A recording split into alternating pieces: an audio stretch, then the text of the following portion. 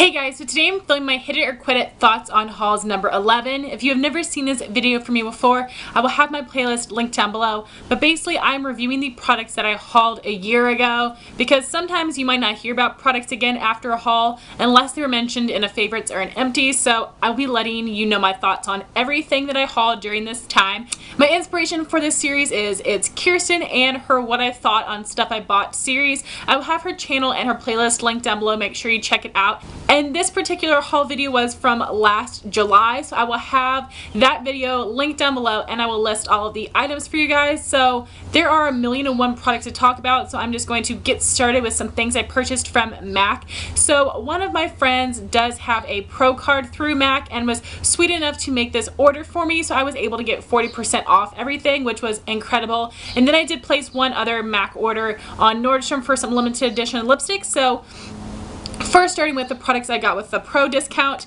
First, we have the MAC Studio Finish Concealer in NC15. I bought this to use on my blemishes, and I actually don't like this for a blemish concealer. It works fine, but my favorite is the Pro Longwear. I have been using this on the daily to clean up the outer edge of my eye looks and just making them more crisp and defined. I also think this would be a great concealer to keep in your purse in case you do have a blemish come up or like any makeup mistakes you want to fix. But this is definitely not a must-have. When I finish this, I am not going to be repurchasing it. Then I purchased a couple MAC powder products, and we will start with this, which is the Sculpting powder in the shade Sculpt. MAC has a line of sculpting powders, which are basically just contour shades, and they have 5 different shades to choose from, so they will match a variety of skin tones.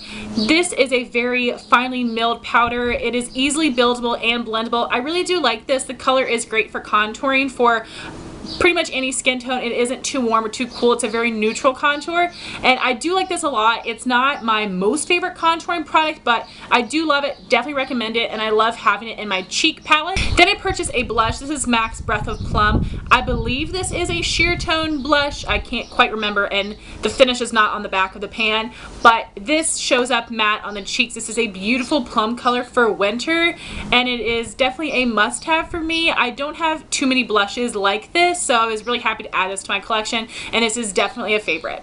Then I purchased a few eyeshadows. The first is MAC's Yogurt, which is a cream color with a pink undertone that's pretty strong, and this is a matte finish. I like to use this as a brow bone highlight when I wear MAC's Satin Taupe, Ho, and Deep Damson. I really love that whole look, so this is a great highlight shade. This is the only highlight shade I have from MAC because it was different than all the other highlight shades in my collection with that pink undertone, so I really like that shade. And MAC eyeshadows in general have really great formulas. Like, MAC is one of my all-time favorite shadow brands. The other shade I have is Woodwinked, which is a really nice bronze shade, and this isn't too orange. It is a nice true bronze, even maybe a little bit cool. It really depends what you wear it with. I do have a tutorial using this, which I will link up there for you guys, and this is a Volux Pearl finish, which is my favorite. So really nice metallic and shimmery. Definitely love that shadow. So the reason I had made this order was to purchase one of the MAC Patent Polish Lip Pencils in the shade Go for Girlie. I do have a review on these as well. I will link it up here. This is one of my all-time favorite lip products. I mentioned it in my Holy Grail lip product video, and this is what it looks like. It is just a jumbo lip crayon. This is not stained, but it does last a long time. It's very pigmented, and the beautiful pinky coral shade, so neon and so perfect. So absolutely love this. This was a limited edition product. I really wish they made these permanent or re-release them. Check your CCOs because I have seen them recently, but definitely obsessed with this lip product. So my last MAC products were some limited edition lipsticks that I purchased from Nordstrom, and these are the Sheen Supreme lipstick. So the past 2 years, MAC has released a limited edition Sheen Supreme collection. They do have these lipsticks as permanent, but these shades in particular are limited edition. These are also in my Holy Grail lip product video. These are my favorite lipsticks from MAC. I actually do not like any of their other formulas or finishes, but I love the Sheen Supremes. They're like a Revlon lip butter, except they are thicker, have more color opacity, and they are longer lasting. So the first shade I have here is Lust Extract, which is a really pretty like fuchsia color. Then we have Phosphorescent, which is a really pretty papaya coral shade. Then we have Pheromenal, which is a berry coral. I do have a swatch post I will insert now. So like I said, these are some holy grail lipstick of mine. Definitely recommend them. I have also seen these shades at the CCO recently, so check the CCO for these shades, but I recommend this lipstick line as a whole. So then we went to the CCO and had purchased two things from Estee Lauder. First thing was a repurchase. This is the Estee Lauder Double Wear Foundation in the shade 1W1 Bone, and this is the new formula. Unfortunately, I fell in love with the old formula. The new is very different, and the shade is totally different, which is a bummer. It's a lot darker, and this does not keep me as matte as long, and it doesn't have as full of coverage. It's still a good foundation. I haven't been able to wear it because it's been too dark for me, but I definitely plan on wearing it soon. Whenever I finish up my Elle foundation, I'm going to move on to this one. So I don't love this new formula as much as the old formula, but it's definitely still a good foundation. The other product I purchased from the CCO was the Estee Lauder Pure Color Illuminating Powder Gelee in Heat Wave. I know how much this is coveted. I am so lucky to have been able to find it, and when I purchased it, this wasn't even like the big deal at that time, but now it is like so coveted. This is a dupe for MAC's Whisper of Guilt. This has the same texture as the Extra Dimension skin finishes. So this is a beautiful gold shade that I love to wear in the summertime, so I will be busting this out shortly, but definitely love this product. Very happy and lucky to have been able to purchase it. So then I made an order from Ulta. The first thing is something that I actually returned, and that was the Bare Minerals Marvelous Moxie Double Trouble Lip Duo with a mini lipstick in Make Your Move and a lip gloss in Smooth Talker. The shades just were not my favorite. I wanted to try the formula, but I knew I would never wear this shade, so I just returned it. So I don't have any thoughts on that for you guys. I have since tried the Bare Minerals Marvelous Moxie lip glosses, and I really do like them. And there weren't any lipstick shades that I was really interested in, so I mean, I like the lip glosses, but they are not must-haves for me. So if you've tried the Bare Minerals Marvelous Moxie lipsticks or lip glosses, let me know your thoughts in a comment down below. The next things I purchased were two Stila lipsticks, and these were on sale for $5. They're not discontinuing the Color Balm line, but they did discontinue these two shades, which have been on my wish list forever, but I was never going to put up the money for that high end of a lipstick. So I purchased two shades. The first one I have is Elle, which is a really bright pink coral, and the other shade I purchased is Avery, which is a peach coral. I love these a lot. They have a peppermint scent and flavor, which I love, and they do both have a matte finish. They are quite pigmented, so I don't think that I would purchase any more of these lipsticks for the full price, but at this sale price, I was really happy to get them. There are great colors and a really nice formula. I will wear these a lot in the summertime. The next thing I had purchased was a nail polish from OPI. This is OPI Taupeless Beach. This did come out in a limited edition collection, but I think it may have been made permanent. I've seen it in my Ulta permanent display, but I'm not quite sure if it is actually permanent or not. This is a beautiful taupe polish. I actually went to the salon and got my nails done with this color for my job interview, and then I fell in love with it and I bought it at the store. So opaque in 2 to 3 coats, a really great neutral taupe color. I love OPI formulas a lot. They last really well on me. And then the last two things I had purchased from Ulta were two Maybelline Color Tattoo leathers. At the time, I had not been able to find these anywhere else, and I'm pretty sure I got them buy one get one half off with a $3.50 off $10 coupon. So the two shades I purchased were Creamy Beige, which is a nice light tan, perfect for the crease. I really like that one. I've used that quite a bit. And then the other shade I have is Vintage Plum, which is a beautiful plum color that is a bit more dusty. It's kind of like a taupey plum, so that one's really pretty. I haven't worn that one as much. For some reason, I find that this Vintage Plum is kind of patchy. The Creamy Beige is not as bad, and I also have another one from this line that is patchy too, which doesn't make sense to me because they released 3 limited edition matte color tattoos in a winter collection a couple years ago, and they performed really well, but for some reason some of these leathers are patchy, so that really sucks. So I wouldn't recommend wearing them on their own, but they still work nicely as a shadow base. I think you just have to apply them carefully and precisely, but I would recommend Creamy Beige. I think this is a really nice one. The formula of this one is better than the others, and the color is awesome. Then I had purchased quite a few NYX products. I think at Ulta, NYX must have been 40% off, so I kind of went crazy. The first thing I had purchased was 3 of the NYX HD concealers. I purchased the shade Fair, Yellow, and Green. So I have used up Fair and Yellow. Yellow is not my favorite for some reason. That is not as pigmented as all of the others, and it did not do much for me, so I would not repurchase the Yellow. but I did really enjoy the Fair. That was a really nice highlighting concealer. It did give really nice coverage as well. The only thing is that there is not much product in here, and you will run through this really fast if you use this to highlight your face. The formula is really, really good though. I like that. I still have the green one because this is way pigmented. Like, it's kind of funny because the yellow was not very pigmented, but the green is crazy pigmented, and it's really hard for me to wear this and have it not show through my foundation and concealer. So what I did today was take some of this on the back of my hand and mix it with my moisturizer and apply it to my face kind of as a green tinted primer, because on its own it is much too opaque to wear. So I am liking that. I didn't notice too much of a difference. I've only done it today for the first time, so I will let you know, but I would not say this is a must-have for me, even though I do have a lot of redness, because it is too pigmented. Then I had purchased some brow products. The first was the NYX Proof It Waterproof Eyebrow Primer, which I have used up. I think that did a great job of really priming my brows. Is it a must-have? Probably not, but I do think that was a great base for my brow powders to stick on top of, so I did enjoy that, but I don't think I will be repurchasing it. The next brow item I purchased was the NYX Eyebrow Gel in the shade Blonde, which is a dupe for the Makeup Forever Aqua Brow. I have not used this in a while. I definitely need to. I do have a first impression demo on this. I will link for you guys, and this is a really, really nice product. I love the color and the consistency, so I need to use that more. And what I purchased to apply that with is the NYX B22 Angled Eyeliner Brush.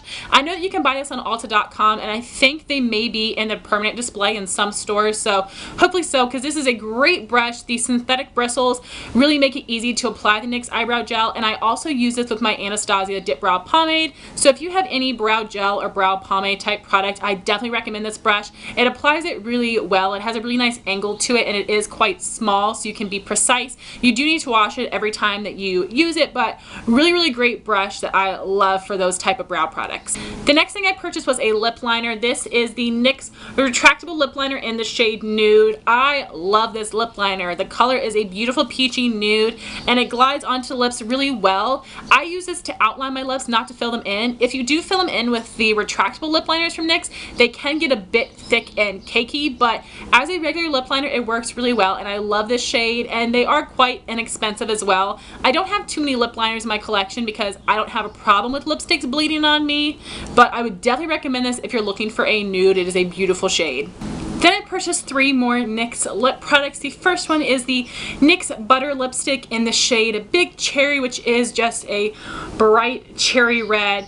I rarely wear red lipsticks. I think I have literally maybe used this once, and I bought it a year ago, so that is not very good. I really like the NYX Butter lipsticks. They're a really nice, comfortable formula, but these are ones that you do need to wear a lip liner with, because these are very moisturizing and thin, so they can definitely bleed, which is a little bit scary when working with a really bright or deep color. So I do like this. The color's pretty, but I honestly haven't worn it because I don't wear reds. The next lipstick I bought was just pure craziness. I've not worn this either. Surprise, surprise. This is the NYX Macaroon lipstick in the shade Chambord, which is the black. I don't know why I bought this. It was 40% off, so I figured maybe I would be daring one day. And there were a couple other shades from this line that I wanted, but my store's display was tore up. Like, all the lipsticks were jacked. This was like the only one that was still in good condition. So it's probably a good thing though, because I would have purchased a bunch more that I never would have worn. The formula of these are really similar to the butter lipsticks, but maybe I'll wear it one day. I think black lips look really cool on people, but like matte black liquid lipsticks look cool. So I'll have to try this, see what I think, but obviously it's not something I would wear in the daily.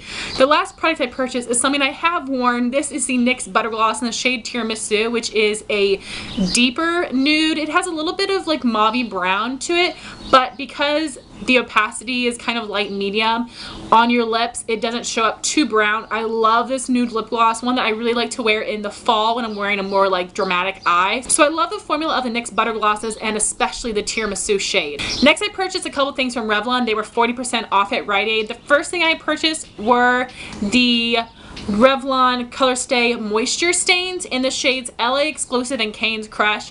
And that is like a jelly lip gloss. Like, they're really, really thick and not very opaque. They're similar to those L'Oreal lip glosses that are like that, and Maybelline Color Elixirs, which I do not like at all. So I returned them. The color is pretty, but I can't stand that type of lip gloss formula, so I'm not a fan of those. The other thing I purchased was a Revlon Color Burst Matte Balm. I do have a review on these as well, and I purchased a lot of them a while ago, but this is the one shade that I had wanted and hadn't purchased yet, and this is Shameless, which is a really deep purple. It's a pretty shade. I think I've worn it probably 3 or 4 times. Really pretty, like, deep vampy shade that I'm gonna try to wear more in the winter. I love the formula of these. They are nice and matte, but also very comfortable, quite long lasting, and I love products in the jumbo lip crayon form. I think they're really easy to apply, so I do recommend this line, and I do like this purple shade.